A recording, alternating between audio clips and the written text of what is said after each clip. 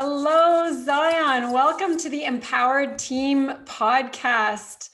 It's so great to have you with us, everyone. This is Zion Clark, and you have an incredible story. You have this background in wrestling. You have narrowly missed qualifying for the Paralympic Games, and you have an amazing story that you're putting out to the world with your 3-book deal. So welcome, Zion Clark. Can you tell us a little bit more about you? Is there anything I missed in the introduction? I think there's so much more about you. I'm sure I missed a fair bit. You hit it pretty much right on you hit the head of the nail right on the hammer. So, I am Zion Clark. I'm from Massillon, Ohio. I am a 2-time state champion, 4-time state placer. At one point, I was the American record holder in the 100-meter for the U.S. I am really good at what I do. I'm also a professional speaker. I own a business out here in San Diego called Real Deal with my 2 partners, Mata and Craig, with Jason Momoa overseeing some of it, Aquaman. Trying to think what else. You got a lot going on. Yeah. Like you said, I'm a wrestler. I'm a track athlete. I'm a professional in both sports. It's a passion of mine, and I want to be known as the greatest. I want to be known as the GOAT. People say I'm the GOAT now, but I'm not even the GOAT yet to myself because, I got some things I got to do. I got some people I got to make proud. I want to be able to be known as a successful entrepreneur, a successful husband, father. I want to be known as just the most badass athlete on the planet, because coming up the way that I came up, I had to fight a lot, whether it was like literally fighting for my life or if it was just fighting to survive in a cruel world under cruel homes and cruel families. So let's dive in there, because for our listeners, I want to have them really understand, because it's amazing to hear the accolades from high school, almost qualifying for the Olympics, holding a world a record for a period of time. And you want to be the greatest. But what people may not know, if they're just being introduced to you for the first time, is that you came up the system, and what I mean is the foster system, in a way that really, and you have certain physical limitations. So between those 2 things, it's remarkable that there are so many things that are remarkable around this. So can you back us up and tell us where, how did this all start? You were given up as a baby by your mother, is that correct? And that as a baby, right from birth, you went into the foster system really early. That was the first memories you have, is already being in the system. Can you back us up and tell us about that a little bit, and your situation that way? Yeah, let's do it. So I was born, back in 1997 in Columbus, Ohio, the capital of Ohio. And my birth mother, I'm one of about between 4 and 6 kids that she had that she could never take care of. And, she never really took care of herself, being a diabetic and also being addicted to practically every party drug you could think of. In my case, I shouldn't even be here today. If you want to be real about it, I should be dead. I should be in a baby-sized coffin, but I'm not. I'm here. And in the most literal sense, for 9 months, I just marinated in drugs in the womb. And that's what caused me to have caudal regression syndrome. That's what caused me to have a messed up spine, caused me to have multiple different surgeries as a kid, just so I could live and stay alive in general. That's where it all started. That was my very first hardship, was just trying to stay alive as an infant. And, I have a little brother, a biological little brother, and I was talking to his mother the other day, his foster mom. And she said, when she spoke to the doctor said that with my little brother, and in my case, most kids that are marinated in drugs like that, don't make it out about 90% of the time. And to me, that really spoke volume, because from the get-go, me just surviving and staying alive as a tiny little child showed the strength that I had in myself before I even knew I had it. And now fast forward, I'm jumping around homes. I'm starting to get abused. I'm starting to get walked all over. And when I say abuse, I mean everything from physical to mental to emotional, psychological abuse. Anything that you can think of, it was happening to me. And with that, being a troubled kid, with all the abuse and neglect, it's usually a recipe for disaster. And most people don't understand that just because you're out gang banging or something, and you think you're hard running around in the streets, doesn't mean that somebody like me ain't going through the same thing on a whole different level. And that's why I feel like I've earned the respect of people from all walks of life, because they can relate to my pain. Because I was in the streets at one point. I was in foster care. I had a mixture, like a concoction of absolutely everything.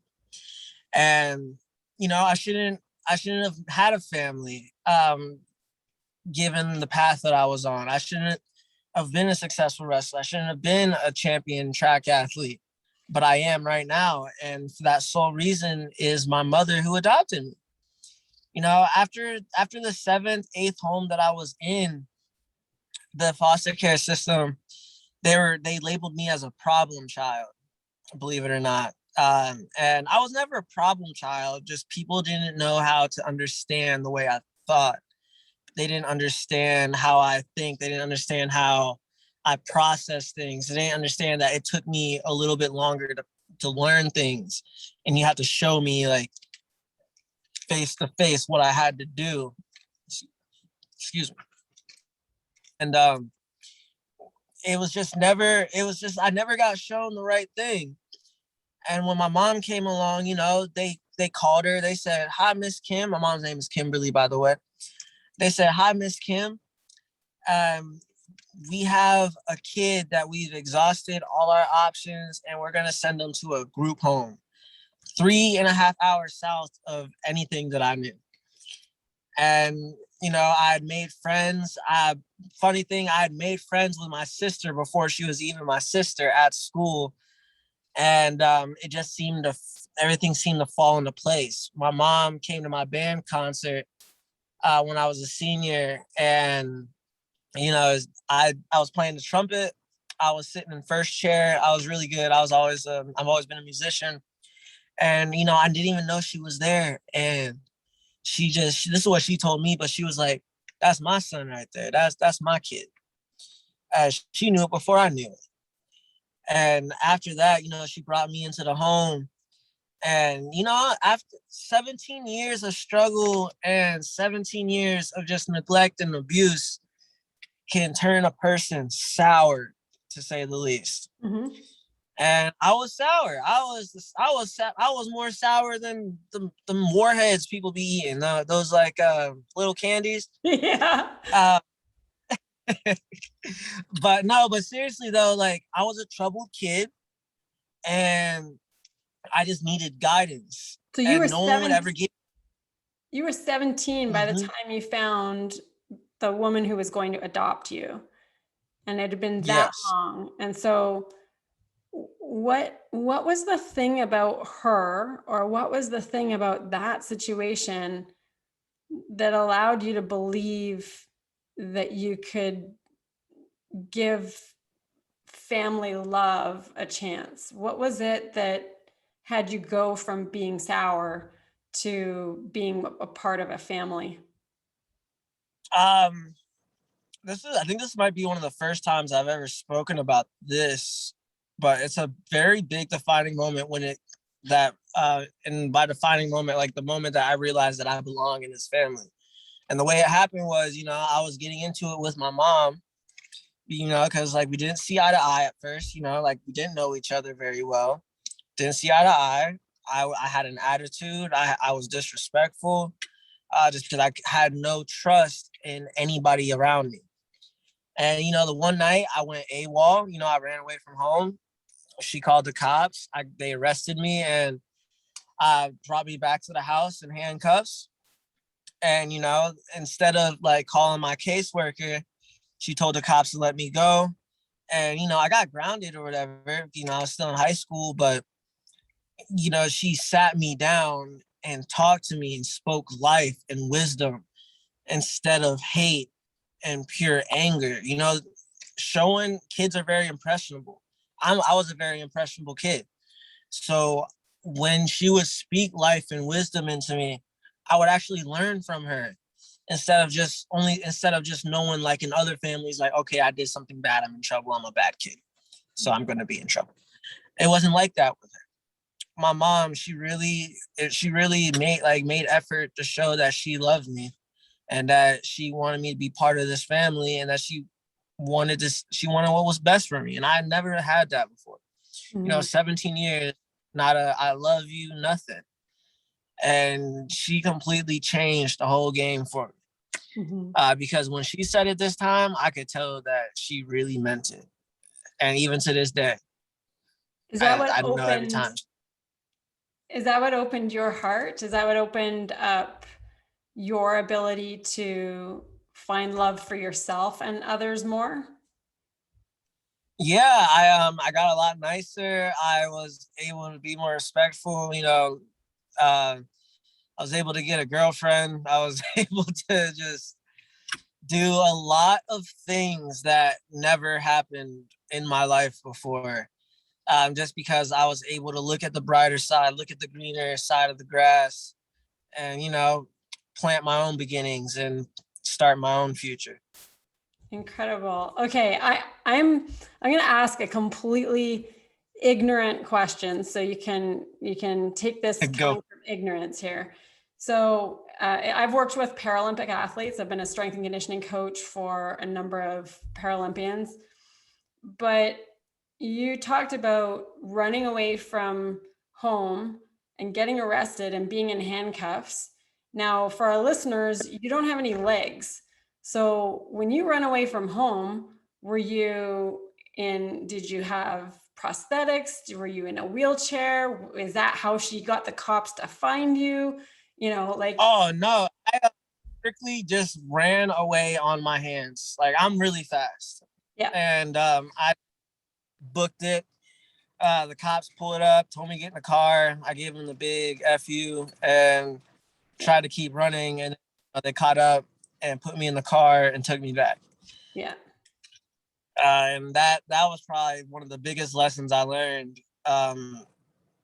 It's crazy because that was a big lesson in love for me rather than just like discipline, if that makes sense. Yeah, because somebody's going to bring you back because they want you, not bringing you back to make you feel like you're that big or punish you. Yeah. Mm-hmm. That's incredible. Okay, so there's something here that is really curious to me around, you had a lot of success up until that point. You were wrestling, you're a musician, you're doing all these things throughout high school. How were you fueled by anger or trying to prove to other people? Or were you fueled by those things? Because you didn't have a support system. You didn't have a family that was really there for you. So throughout those years in high school and wrestling, were you, or did you find wrestling more after high school? Like what was your drive during high school? So my drive to be good at all those things in high school was more so the fact that I just love to do it. Wrestling, I'm in my 16th year wrestling now. Been doing it over half of my life. And to this day, yeah, I'm at a high level. I'm competing against some of the best guys in the country and the world, but it's still just as fun. You're still going to see the same smile on my face, the same smile that I had on my face when I was getting my butt kicked. Because I really enjoy what I do. Music, I can't live without it. Especially in those darkest moments that I had, hopping on the piano, making some music, hopping on the guitar or the drum set or the trumpet or anything. Like I'm multi-talented with those things, but for the sole fact that it was pure enjoyment and like wrestling and music, those two things solely were very therapeutic for me. And so when home life was going bad, I could look to my teammates and the wrestling team and I could just blow off all that energy, all that anger I had. And then when it came to music, I could express myself and tell you how I really feel through the sound of music. So And that's how I was able to. Yeah, I was just gonna say, I think you were gonna finish that with they were that, you said they were that form of therapy for you.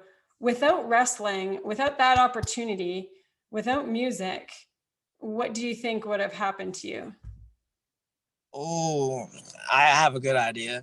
But what I would think what probably would have happened to me, I'd probably be in jail right now, honestly, because I was hanging around the wrong crowd, hanging around the wrong type of people. Instead of going out and doing bad things with my friends, I would stay at home and work on music. Or I would go over to my neighbor's house because he was my friend and we wrestle on his wrestling mats in his basement. Just something beside the usual norm or the usual stigmatism they have that young Black men are automatically bad once they hit the street. That wasn't me. Mm-hmm. I used to run around. I used to do those things. I used to, get into fights, get into as much trouble that I could tolerate myself. And I would be okay with it. Now it's like completely flipped around. I try to stay out as much trouble as I can. I'm really trying to set an example for my little cousins, my family, my niece, like everybody. I'm trying to set an example because now I know I got people looking up to me. I didn't have nobody to look up to. But once I saw that I was like really affecting somebody else's life, I mean, that was a good feeling. Mm-hmm. Like a really good, knowing that you made someone's life better, even if it's just from the utterance of a sentence, it doesn't matter. Mm-hmm. If you can affect someone positively, that's a win. Mm-hmm. And, there's no money that could ever give me the gratification of, changing somebody's life. So you're inspired by making this difference for other people. You're inspired by being an example. Before that ever happened, what was there someone who introduced you to wrestling? Because ultimately, most people are going to look at you and judge you based on not having any legs.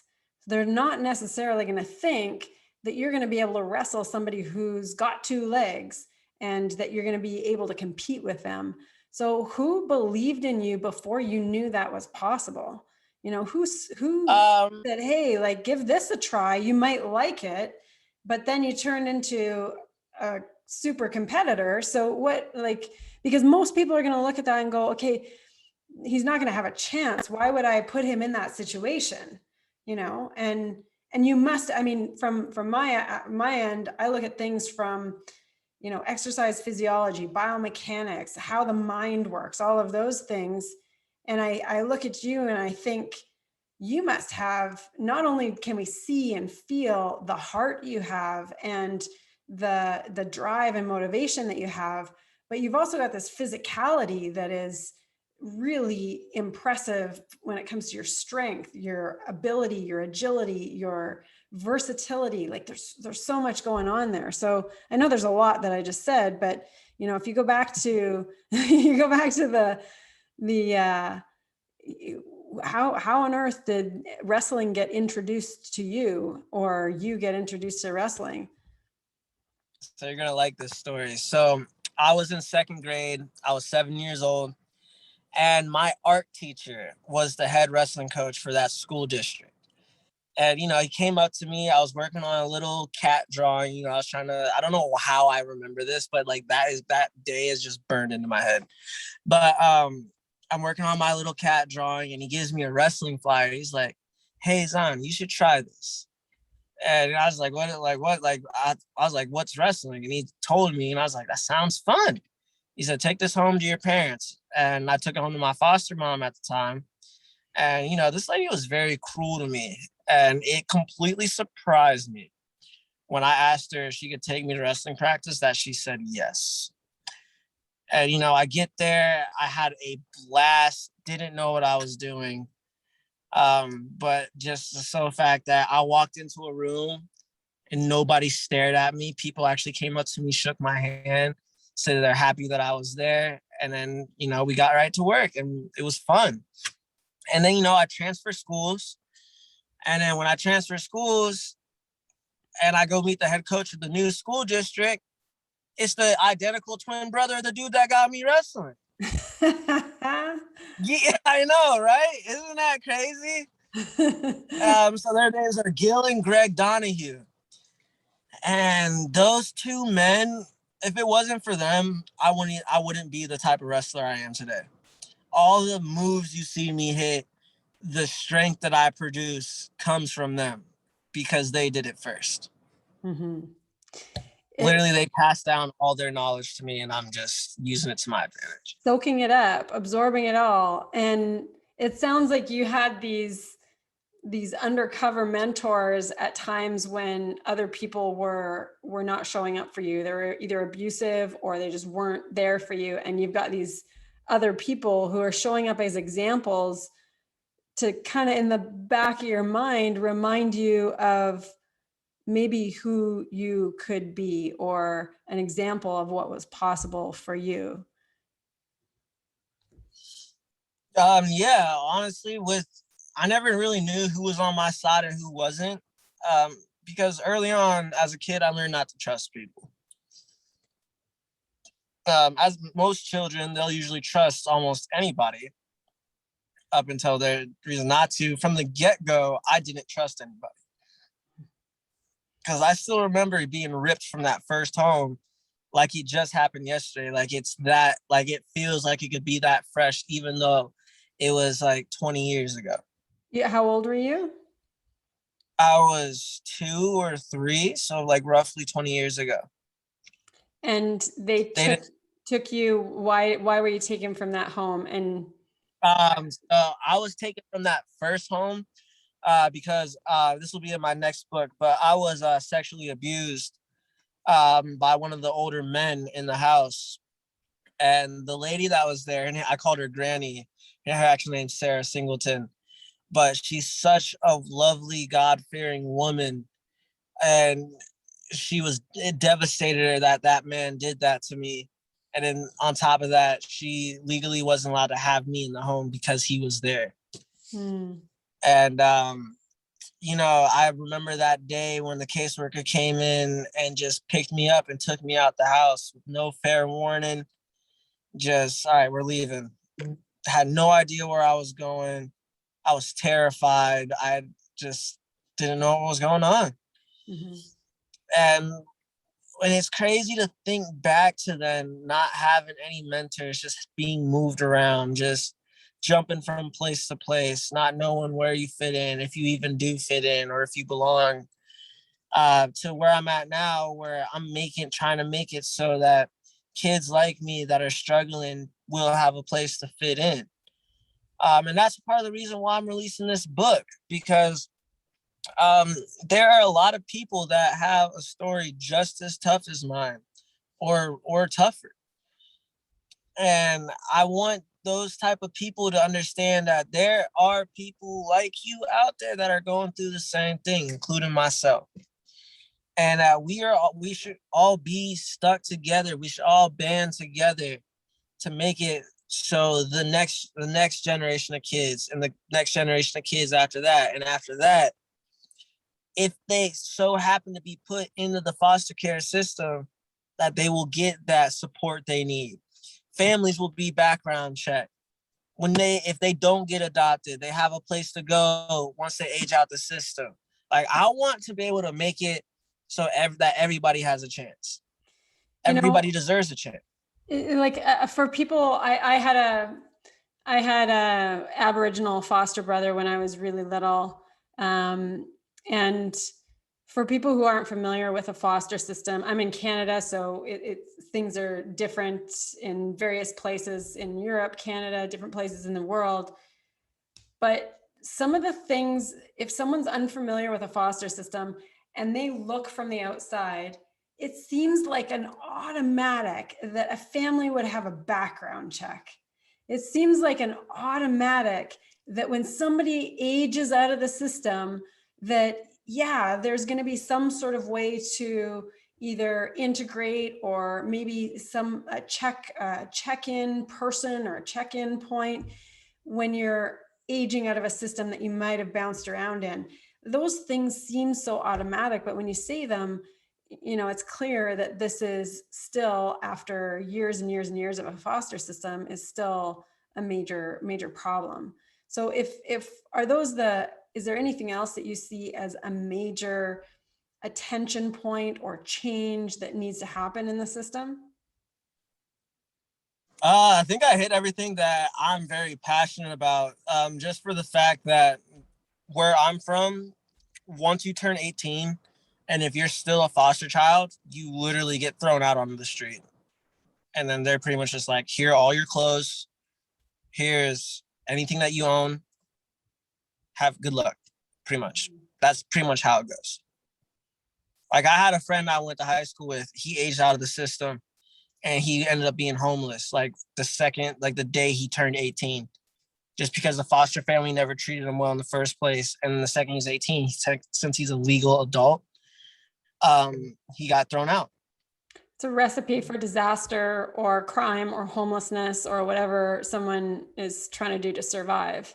So in that, on that note, what were some of the, or maybe one of the darkest moments for you? And I ask this not to take you to a dark place right now, but to have the listeners understand how phenomenal it is what you've done and who you are now and the example that you're setting, because you're truly setting an example of what is possible.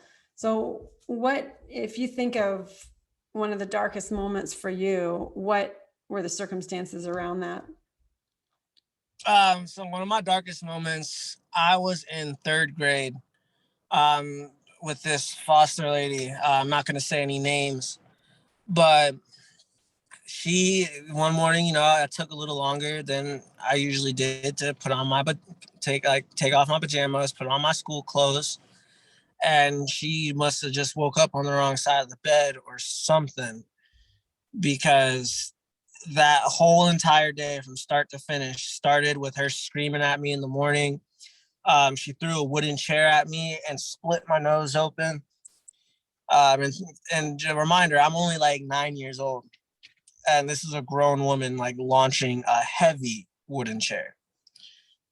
Splits me open. She puts me on the bus like that and tells them that I just fell and if they can patch me up. And then they asked me what happened. So I told the school what happened. And, they call her, and then I get home that night and then she just beats the living crap out of me. Just for about an hour, just punishing me, saying that I shouldn't be speaking to anybody. I need to learn how to keep my mouth shut. I'm an idiot. Just completely just abusing me. And then she made me eat a food that I didn't like, that actually made me physically gag. At the time, it was broccoli and cheese. Not that, like, I'm an adult now, I like that type of stuff. But at the time, she made me sit at a table for 8 hours straight because I didn't want to eat this. And then I threw it away and she forced me to eat it out of the garbage. And that was just over a span of about 24 hours. That's just one day. Now think of going through crap like that for 17 years. Mm-hmm. It's not fun, and it's not for the weary. That's the kind of thing that breaks a child's spirit and self-worth. You come across as being confident, you come across as being self-aware and motivated.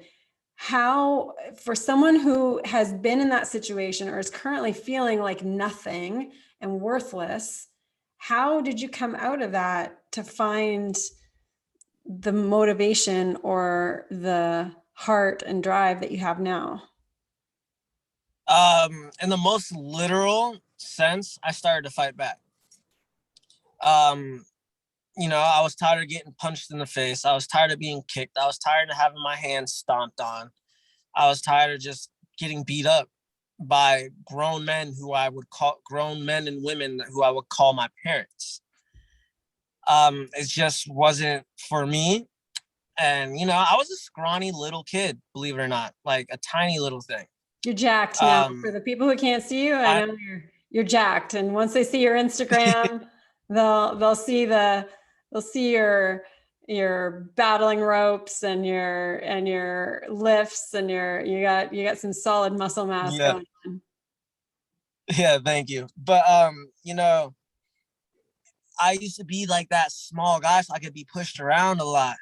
And then by the time I was like 13, I started to have these growth spurts. And then I was just like, you know what? You can get out of my face with that. Like, I'm sick of your shit. Excuse my language. But like, I was like, I'm sick of your shit. I'm tired. I'm exhausted. I've had enough to last me 3-4 lifetimes over. Even to this day, I would never go through what I went through again. I had enough to last me the rest of my life. But it's just the fact that I didn't want to be weak anymore. I was tired of being pushed over. I was tired of getting punched in the face. I was tired of getting beat up. Now, I couldn't stop the mental, emotional, and psychological abuse, but I sure as hell could stop the physical abuse. And I made that a point that you're not going to bully me.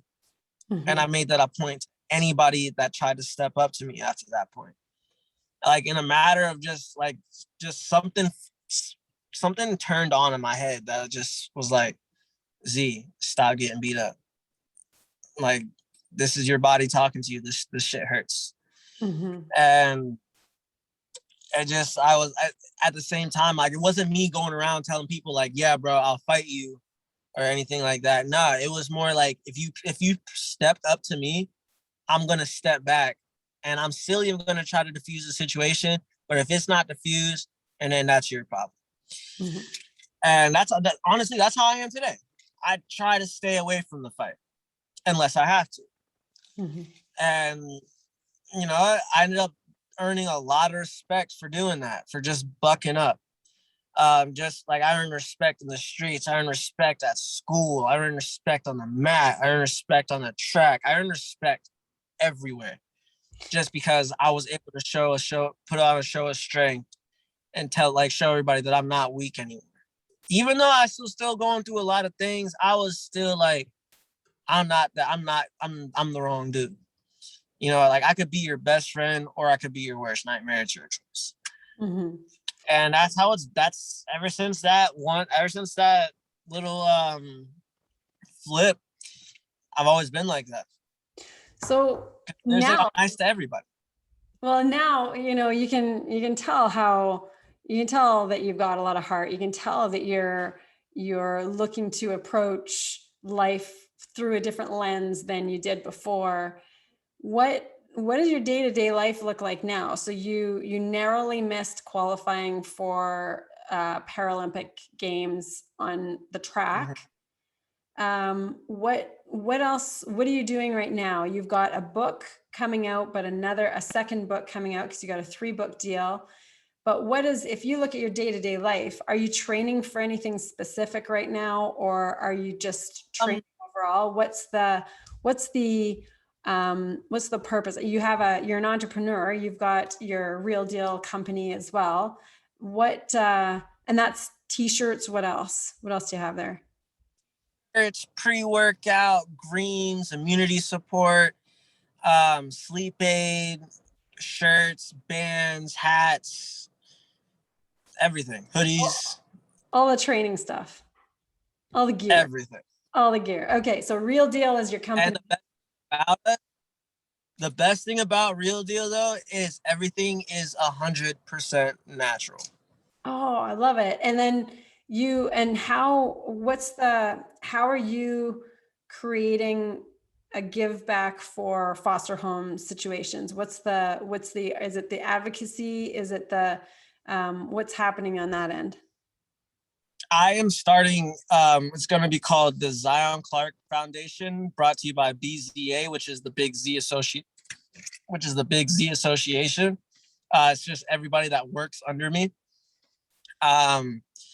So with that, I'm going to start up like a fund every year. It's going to be small as a start, but I plan to blow it up so it hits every state in the US. And I want to like try to get, the end goal is try to get thousands of foster kids from each state each year into suitable jobs. Try to help them get into college, whether it's they need money or classes or whatever they need. This scholarship fund is a scholarship fund, and just sometimes I have these crazy just blanks in my head. But I'm doing a scholarship fund, and I'm also just raising money to give back to those kids, just to make sure that they are set if they age out. And if they don't age out while they're in the system, I will make sure they get all the help they need with schooling and extra help, extra tutors. Like I will raise money or pay out of pocket just to help these kids. And right now, my main goal for this coming year, the foundation, sorry, I got a call. When I release this foundation, I'm going to target roughly about 1,000 kids in Ohio.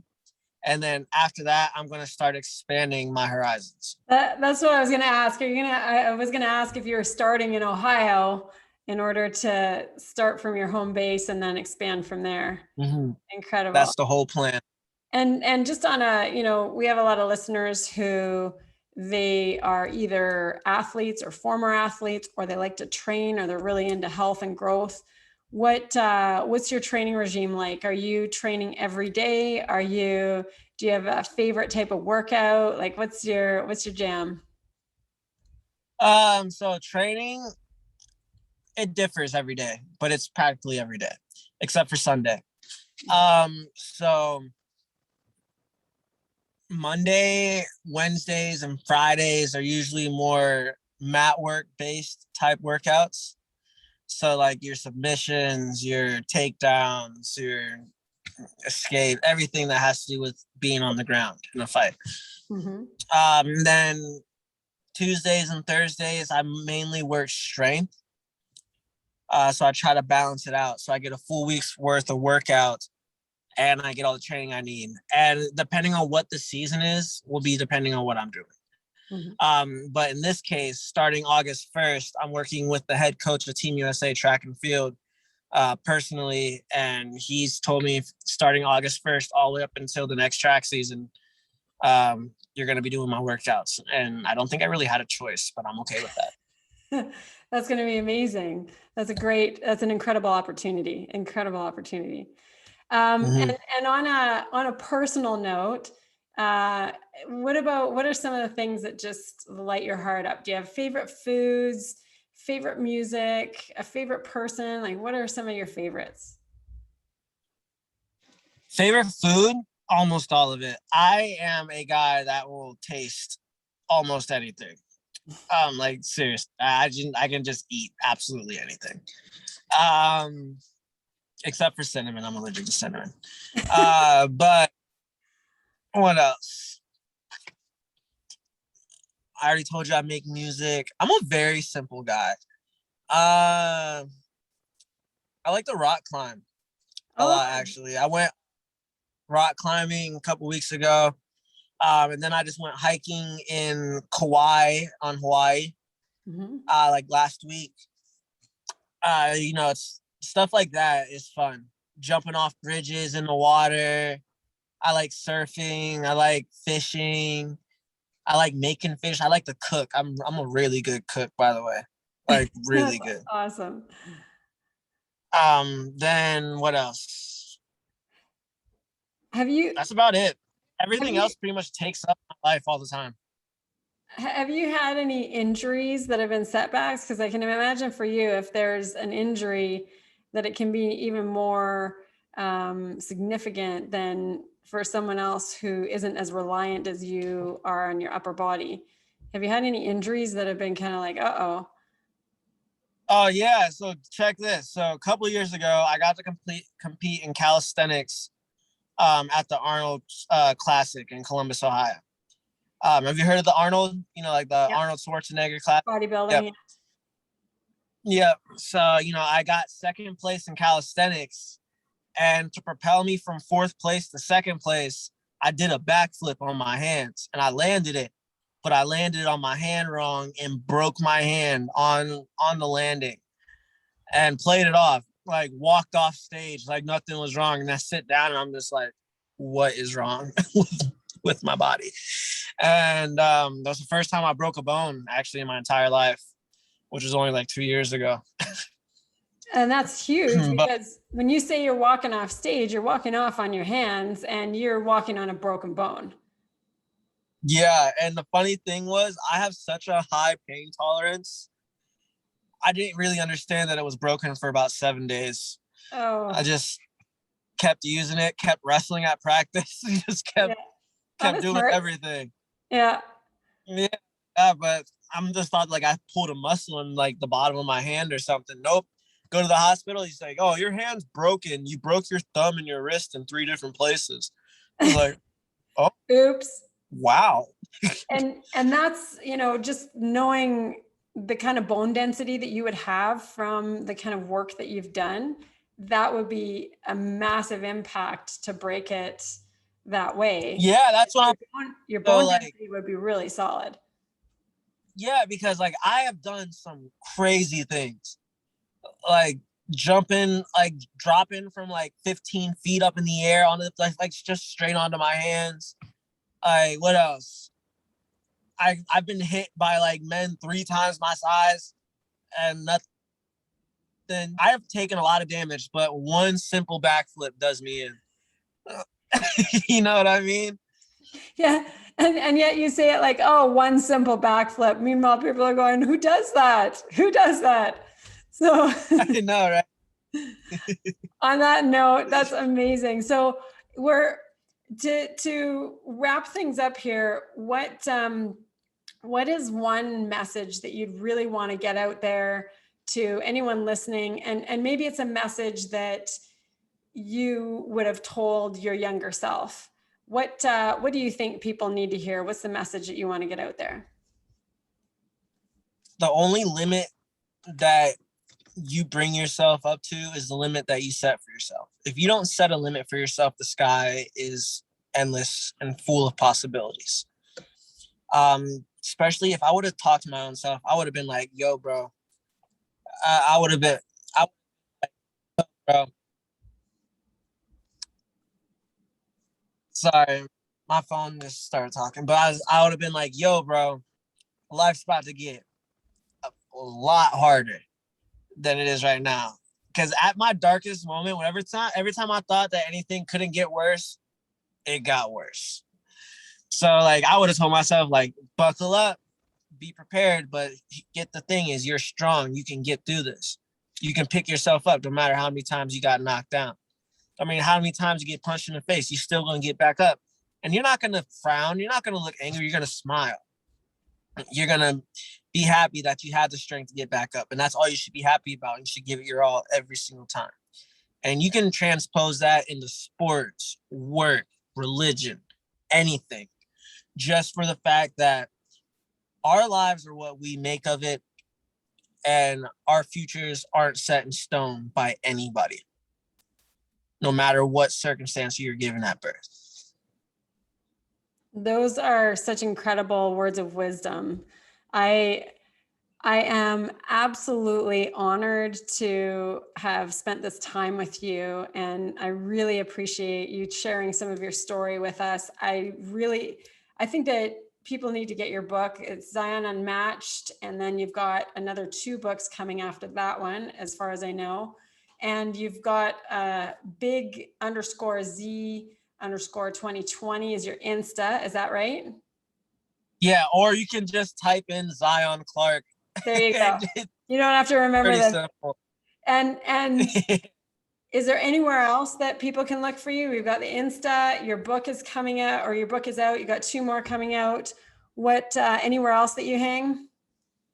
My TikTok, I have about 300,000 followers on TikTok. Same thing as my Instagram handle. Then my Facebook, I just got verified yesterday on Facebook. If you guys want to follow my Facebook, it's just Zion Clark. And then Snapchat and Twitter, I keep that to myself. Nice, nice. Beautiful. Okay, any last words before we depart? Get my book, please. It's gonna be in stores.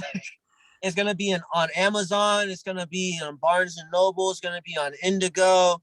You can buy it in stores at Target. You can buy it in stores, all of those, obviously not Amazon, but it'll be in stores on the shelf where you can pre-order it now, or you can wait till it comes out. Soon I'm working on getting an audiobook made. So I'm going to be reading my book to all the viewers. Just be on the lookout. But like I said, August 3rd, the big 3. Let's do it. Amazing, amazing. Well, thank you so much for being with us. I love your story, and thank you for sharing and being so open and authentic about it. It's been just an incredible pleasure. Oh, no problem. You take it easy.